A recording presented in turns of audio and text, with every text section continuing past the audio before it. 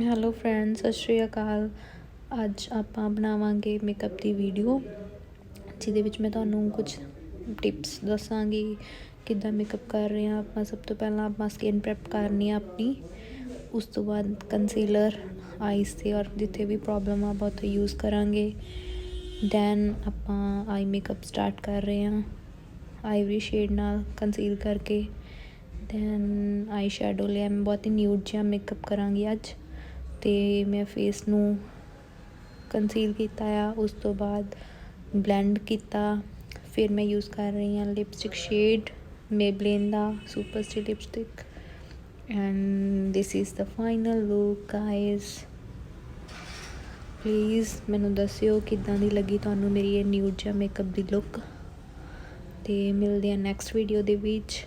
Do share, like and comment please if you like my video. Bye bye.